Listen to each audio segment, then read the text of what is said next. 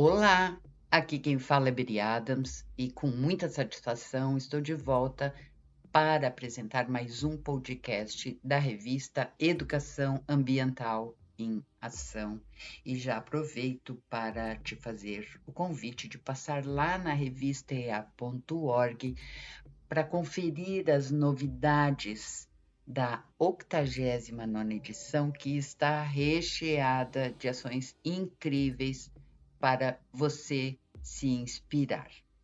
Neste episódio, abordo a temática dos princípios éticos ambientais dentro de um contexto mais reflexivo.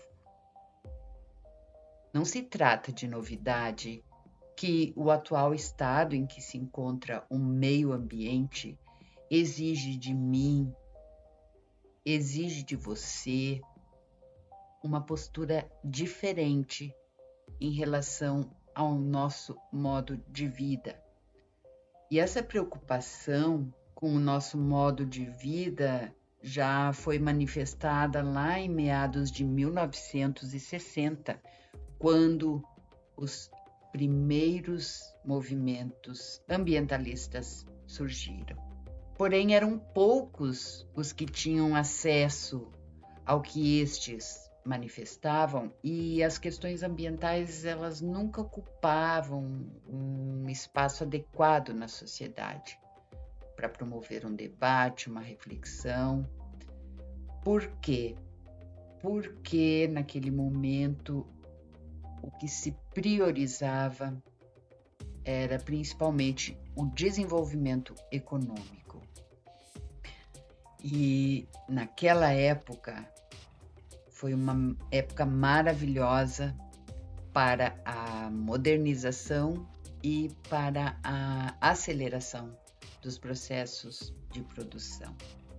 Então, a ânsia pelo desenvolvimento econômico acabou promovendo uma certa forma de vida que pouco leva em conta o ambiente. E neste viver, não havia uma consciência por parte da maioria das pessoas do que este desenvolvimento econômico provocaria ao meio ambiente e num curto espaço de tempo. Então, como consequência, a humanidade produz um poderoso e rápido processo de degradação ambiental.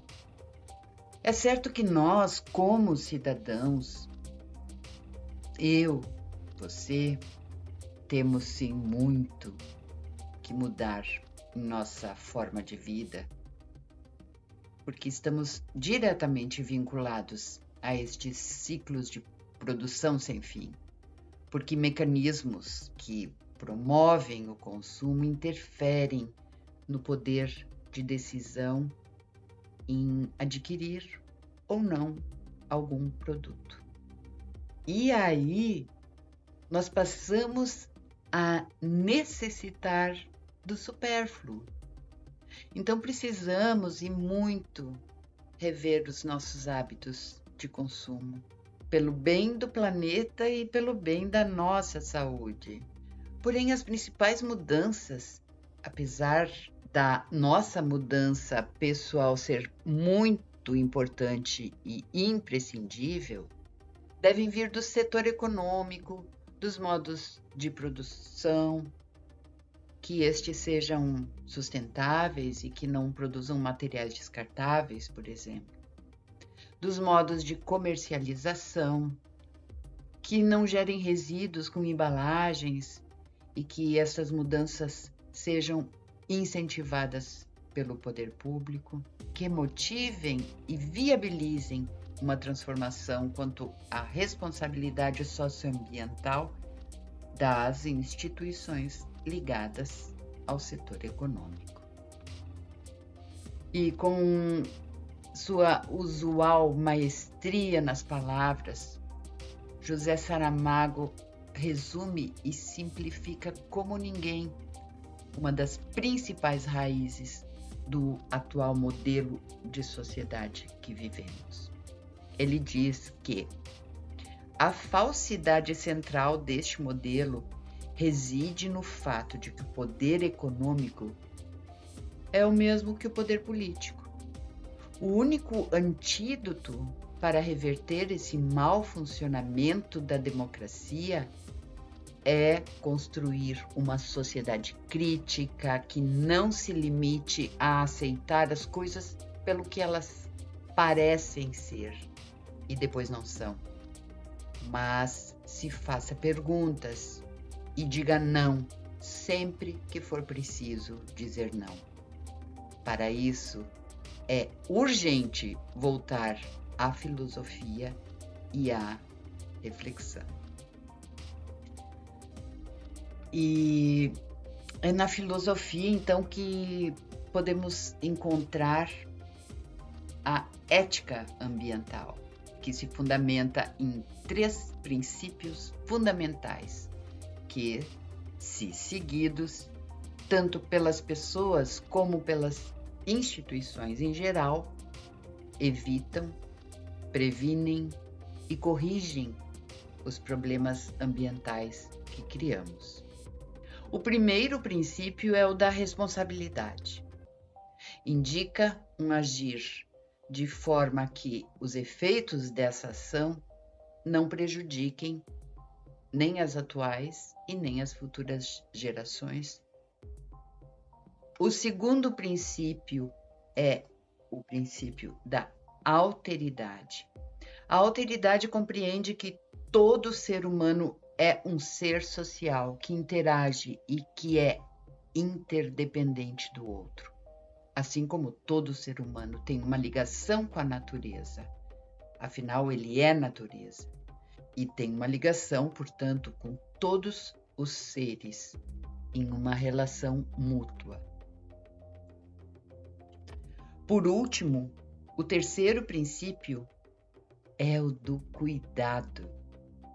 Cuidar é zelar, é preservar, e este princípio pode ser aplicado em todas as esferas de nossas vidas.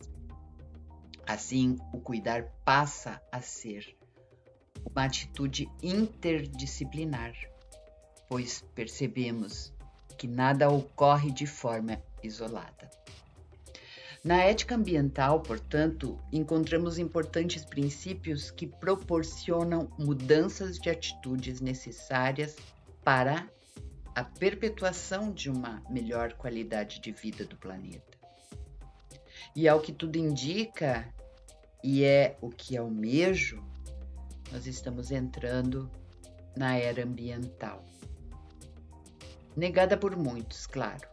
E penso que essa era ambiental, ela reflete um período que retira o ser humano como o ator principal do meio ambiente, que tudo existe para o ser humano, para servir o ser humano, e o insere nele como responsável por restabelecer a sustentabilidade ambiental. E de que forma eu, você, podemos minimizar os impactos ambientais? Essa pergunta já foi muitas vezes feita durante as nossas reflexões anteriores, mas nunca é demais refletir sobre. As soluções para minimizar os nossos impactos ambientais estão no retorno à simplicidade. As primeiras e mais importantes ações para uma vida mais sustentável podem iniciar por atividades reparadoras, conservadoras e de prevenção, porque sonhos, discursos e ideais não alteram a realidade por si só, se não forem corrigidos e evitados os erros já cometidos. Está mais do que na hora de começarmos a andar na direção contrária à do desenvolvimento a qualquer custo, que não leva em conta o sistema ecológico que mantém a vida em equilíbrio. Especialistas também indicam ações voltadas para o poder público e instituições, com as quais nós podemos colaborar, eu, você, de forma participativa através de movimentos sociais, mobilizações, engajamentos com organizações não governamentais, para a efetivação de ações que são fundamentais para diminuirmos os maiores impactos ambientais. A primeira delas é reflorestar as áreas desmatadas. Isso pode ser feito investindo em viveiros de mudas nativas para uma recomposição das matas ciliares e das imensas áreas degradadas que se espalham pelo mundo afora. Outra ação é a de se criar processos em grande escala de despoluição dos recursos hídricos. Há diversas alternativas já comprovadas de, por exemplo, despoluição de rios com plantas e outros sistemas naturais. A aplicação do desenvolvimento sustentável é, sem dúvida, outra recomendação importante, sendo que o meio ambiente deve ser pauta em todas as secretarias governamentais para decisões coerentes, preventivas e reparadoras.